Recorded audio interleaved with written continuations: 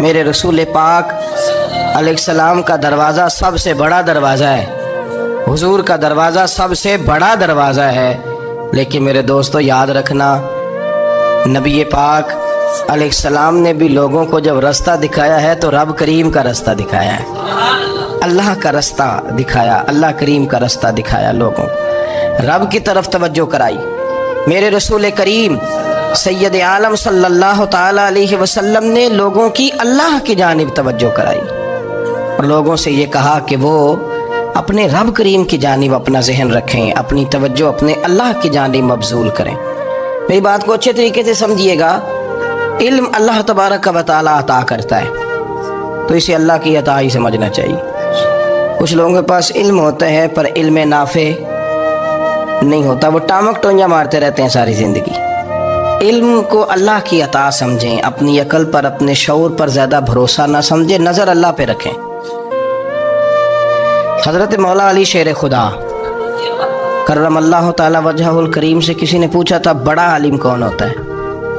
ہمارے ہاں تو اب وہ والے عالم پائے جاتے ہیں نا، اللہ ماشاءاللہ، جو ممبر پہ بیٹھتے ہیں تو دعوے ہی دعوے، ممبر پہ بیٹھتے ہیں تو دعوے ہی دعوے، اس طرح کے عالم ہمارے ہاں پائے جاتے ہیں۔ وہ ہر بات میں دعویٰ کرتے ہیں، میں یہ کر دوں گا، میں وہ کر دوں گا۔ یہ مزاج علماء کا نہیں۔ حضرت علی المرتضیٰ سے کسی نے پوچھا بڑا عالم کون ہوتا ہے؟ فرمایا بڑا عالم وہ ہوتا ہے کہ جسے مسئلے کا پتہ نہ ہو تو وہ کہہ دے مجھے نہیں پتہ، میں پتہ کر کے بتاؤں گا، غلط بات بیان نہ کرے۔ امام مالک سے کسی نے کوئی مسئلہ پوچھا تو آپ فرمانے لگے مجھے اس سوال کا جواب نہیں آتا، ہمارے بزرگ سمجھاتے کیا ہے؟ وہ کہنے لگا آپ اتنے بڑے امام ہیں تو اس سوال کا جواب نہیں آتا۔ فرمانے لگے اگر مجھے ہر سوال کا جواب آتا پھر تو میں خدا ہوتا، مجھے ہر سوال کا جواب نہیں آتا، مجھے تو اتنا آتا ہے جتنا میرے رب نے مجھے عطا کر دیا ہے۔ اپنی نظر اللہ پہ رکھیں، نکل آئیں اس معمے سے باہر کہ میں کوئی بلا ہوں، مجھے بڑا پتہ ہے، میرے پاس 6 ڈگریاں ہیں، مجھے 10 جگہ پہ تدریس کا شغف حاصل ہے، اس سے نکلیں باہر۔ قرآن مجید دیکھیے گا، اللہ تعالیٰ نے ارادہ قدرت فرمایا کہ میں حضرت آدم کو بناؤں گا، پھر بنانے کے بعد فرمایا فرشتوں سجدہ کرو آدم کو، سب نے سجدہ کیا الا ابلیس ابا واستکبر وکان من الکافرین، سب نے سجدہ کیا سوائے ابلیس کے، اس نے انکار بھی کیا، تکبر بھی کیا اور کافروں میں سے ہو گیا۔ تو یہ جب اللہ تعالیٰ نے سجدہ کرایا تو کیسے کرایا؟ اللہ تبارک و تعالیٰ نے نا حضرت آدم کو علم سکھایا خود، وعلم آدم الاسماء کلہا، خود اللہ فرماتے ہیں کہ میں نے جناب آدم علیہ السلام کو تمام اشیاء کے نام سکھائے، سب اشیاء کے نام سکھائے۔ تو وہ چیزیں پھر میں نے نا، اللہ فرماتے ہیں میں نے فرشتوں پہ پیش کی، میں نے کہا کہ بتاؤ ان کے نام کیا ہے، تو فرشتوں نے جو جواب دیا وہ سمجھنے والا ہے۔ اللہ نے چونکہ خود علم سکھایا تھا حضرت آدم کو، جناب آدم سکھایا تھا، لیکن فرشتوں کو نہیں سکھایا تھا۔ تو اللہ کریم نے فرمایا فرشتوں یہ بتاؤ ان چیزوں کے نام کیا ہیں؟ تو فرشتے کیا کہتے ہیں؟ فرشتے عرض کرتے ہیں قالوا سبحانک لا علم لنا۔ آپ کبھی یقین کریں اس چیز کی لذت لیں تو مزہ آ جائے۔ کہا قالوا سبحانک، کہنے لگے تو پاک ہے، قالوا سبحانک، کہنے لگے تو بھئی آدم علیہ السلام کو نام سکھا لیے، پھر فرشتوں کے سامنے وہ چیزیں پیش کر کے کہا ان چیزوں کے نام بتاؤ، تو فرشتے کیا کہتے ہیں؟ کہتے ہیں قالوا سبحانک، تو پاک ہے، لا علم لنا، ہمارے پاس کوئی علم نہیں، الا ما علمتنا، ہمیں تو اتنا پتہ ہے جتنا تو نے ہمیں سکھا دیا، ہمیں تو اتنا پتہ ہے جتنا تو نے ہمیں، لا علم لنا، ہمارے پاس کوئی علم نہیں ہے، اتنا ہی پتہ ہے جتنا تو نے ہمیں سکھا دیا ہے، اس سے زیادہ ہمارے پاس علم۔ اور یہ کیوں تو نے ہمیں جتنا سکھایا اتنا پتہ ہے؟ فرشتے یہ نہیں کہتے یا اللہ تو زیادہ سکھا، آدم کو دیا تو ہمیں بھی دے، یہ نہیں فرمایا، فرمایا انک انت العلیم الحکیم، اے اللہ تو علم والا بھی ہے اور حکمت والا بھی ہے، تجھے پتہ ہے کس کو کتنا دینا ہے، جتنا تو نے مناسب سمجھا جناب آدم کو دیا، اور جتنا تو نے بہتر سمجھا وہ تو نے ہمیں عطا فرمایا۔ تو اگر آپ کے پاس علم ہے، کہیں نالج ہے، اس کو اللہ کی عطا سمجھیں۔ ہمارے ہاں بہت سارے لوگ بن کے بیٹھ جاتے ہیں، میں اکثر کہتا ہوں کہ پھر وہ دعوے کرتے ہیں میرے علاقے والے جاہل ہیں، میرے شہر والے جاہل ہیں، میرے خاندان والے پڑھے نہیں، یہ آپ کا دعویٰ ہے، یہ آپ کو خراب کر دے گا۔ ہم نے بہت سارے ایسے لوگ دیکھے جو بہت بڑے عالم تھے، لیکن اللہ جب لینے پہ آیا تو عقل ہی لے گیا، شعور ہی چلا گیا، حافظے ختم ہو گئے۔ آپ دیکھتے ہیں بڑھاپے میں کچھ لوگ ایسے ہوتے ہیں کہ جن کو یہ بھی یاد نہیں رہتا کہ میرا نام کیا ہے، میں کہاں ہوں، مجھے کدھر جانا ہے۔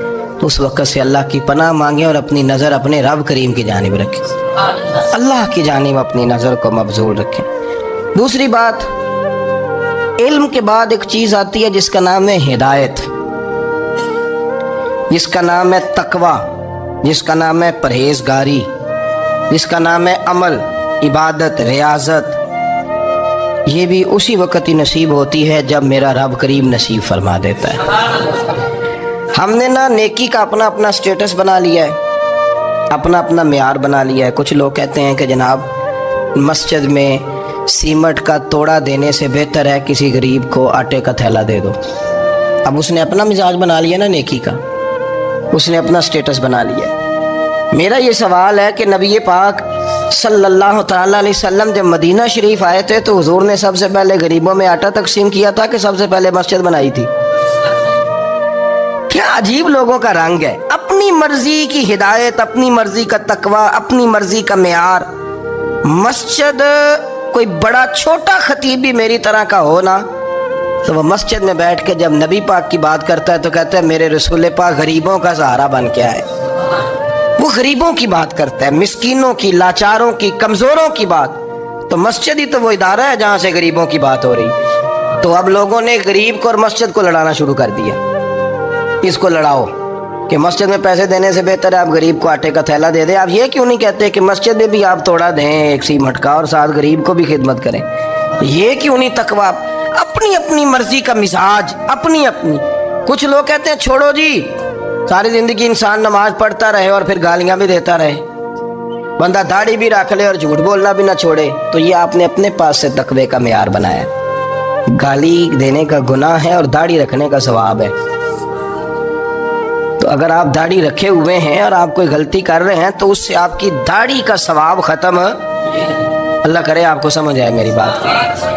آپ کوئی غلطی کر رہے ہیں، داڑھی کا ثواب اس سے ختم، وہ اپنی جگہ پہ قائم ہے چیز۔ اپنی مرضی کا کیوں تقوی کا معیار بناتے ہیں؟ تقوی کا مزاج اپنی مرضی کا نہ بناؤ۔ اللہ کی بارگاہ سے دعا مانگو کہ یا اللہ ہمیں ہدایت کا نور عطا فرما، اللہ تو ہمیں رستہ دکھا، تو بتا کہ ہدایت کیا ہے۔ تو رب فرماتا ہے اللہ ولی الذین آمنوا، اللہ مومنوں کا مددگار ہے، یخرجہم من الظلمات الی النور، وہ انہیں اندھیروں سے نکالتا ہے اور نور کی طرف روشنی عطا فرماتا ہے۔ اندھیروں سے نور کی طرف اللہ لاتا ہے۔ اللہ ولی، اللہ مومنوں کا ولی ہے، وہ انہیں اندھیروں سے نور کی طرف نکالتا ہے۔ ہدایت ہمیشہ اللہ کی طرف سے سمجھے۔ جب وہ نماز کی توفیق دیتا ہے تو اپنے فضل سے دیتا ہے، جب وہ ذکر کی توفیق دیتا ہے تو اپنے فضل سے۔ ہم سمجھتے ہیں ہو جی فلانا نہیں پڑھ رہا بڑا بیوقوف ہے، فلانا نہیں پڑھ رہا، تو تم کیا اپنی عقل کے زور پہ پڑھ رہا ہے؟ میں جی اللہ کے فضل سے 2 سپارے پڑھتا ہوں، تو کس پہ احسان کرتے تو 2 سپارے پڑھ کے رویا کر کہ اگر مالک تو بڑا قریب نہیں۔ بڑے لوگ ہیں جن کو پورا قرآن حفظ ہے پر انہیں پڑھنے کی توفیق نہیں، تو انہیں فضل کیا اور مجھے توفیق دے دی ہے پڑھنے۔ رویا کر، پڑھ کے رویا کر، راتی ساری کر کر زاری، وہ نیند اکھاں تھی توندے تے فجرے اوہی گناہگار کہاون سب تو نیوے ہوندے۔ مہربانی کریں، ڈریں، نیکی کریں تو پھر ڈریں، پھر احساس پیدا کریں، پھر اپنے اندر وہ کمزوری لائیں کہ توبہ توبہ مجھے تو پتہ ہی نہیں، تو جانتا ہی نہیں۔ حضرت سیدنا امام اعظم ابو حنیفہ رحمۃ اللہ تعالیٰ علیہ کے ساتھ ایک شخص کہتا میں نے نماز پڑھی، تو عشاء کی نماز تھی۔ یہ جو لوگ بڑے ہوتے ہیں نا، جن کے پیار کرنے والے بڑے ہوتے ہیں، ان کے گرد خوف بھی بڑا ہی ہوتا ہے، انہیں بڑا ڈر لگتا ہے، بڑی بعض اوقات آزمائش ہوتی ہے ان کی۔ عشاء کی نماز کہتے پڑھی تو امام صاحب نے نا عشاء کی نماز میں تلاوت کی آیتیں فَمَن يَعْمَلْ مِثْقَالَ ذَرَّةٍ خَيْرًا يَرَهُ وَمَن يَعْمَلْ مِثْقَالَ ذَرَّةٍ شَرًّا يَرَهُ، فرمایا جو ذرہ برابر خیر کرے گا وہ بھی قیامت میں دیکھے گا، اور جو ذرہ برابر شر کرے گا وہ بھی قیامت میں اس شر کو دیکھے گا اس کے سامنے آئے گا. تو وہ شخص کہتا ہے کہ سارے لوگ نماز پڑھ کے چلے گئے تو امام صاحب رحمۃ اللہ علیہ نے اپنی داڑھی پکڑی رو رہے ہیں. کہتے ہیں وہ ذرہ برابر نیکی کا بدلہ دینے والے، وہ ذرہ برابر شر پہ سزا دینے والے میری سفید داڑھی کو دیکھ. مالک میرے ذرے ذرے سامنے نہ لانا، لوگ تو میری بڑی قدر کرتے ہیں دنیا، میں تو بڑا پہچانا جاتا ہوں، لوگ تو میری راہوں میں پھول لیے کھڑے ہوتے ہیں، مجھے بڑا نوازتے ہیں. قیامت میں رسوا نہ کر دینا، میرے لیے مشکل ہو جائے گی. وہ کہتے ہیں میں نے امام صاحب کا درد دیکھا، مجھے کوئی کام تھا تو میں چلا گیا. میں نے کہا کہ وہ اس وقت اللہ کے حضور حاضر ہیں تو میں دوبارہ آؤں گا. کہتے ہیں میں تہجد کا وقت آیا تو امام صاحب وہیں بیٹھے تھے اور ان کی داڑھی آنسوؤں سے بھری ہوئی تھی اور زور سے داڑھی پکڑی ہوئی. کہنے لگے مالک رسوا نہ کر دینا، قیامت میں رسوا نہ کر دینا. یار جو ہدایت یافتہ لوگ تھے وہ تو ڈرے ہوئے تھے، وہ تو سہمے ہوئے تھے. وہ تو کہتے تھے یہ اس کا فضل نہیں، اس نے بلا لیا، یہ اس کا کرم نہیں. حضرت بایزید بستامی کسی کافر کو دیکھتے تو رو پڑتے، کہتے مالک تو کتنا کریم ہے، یہ بے ایمان رہ گیا، تو نے اپنے فضل سے مجھے اپنے نبی کا غلام بنا لیا. وہ رو پڑتے. یہاں تو لوگوں کا دعویٰ ہی بڑا ہے. نمازی اللہ خیر فرمائے وہ تو دوسروں کو گھورتا ہے، وہ کہتا ہے جنت کا میں مالک ہوں، کنجیاں میرے پاس ہیں، میں کسی اور کو گھسنے نہیں دوں گا. اور اگر 2-3 حج کر لے تو پھر تو وہ کہتا ہے کہ اب میرے سے پوچھ کے لوگ جنت میں جائیں گے معاذ اللہ. اور اگر وہ 2 4 5 7 دفعہ کوئی نفل پڑھ لے تو پھر وہ کہتا ہے چھوڑیں جی سارے لوگ بے عمل ہیں، میں اکیلا نیک ہوں. نہ ایسا کریں، اپنی توجہ اپنے رب پہ رکھیں، اپنی توجہ اپنے معین الملت والدین، عطائے رسول، ہند الولی، غریب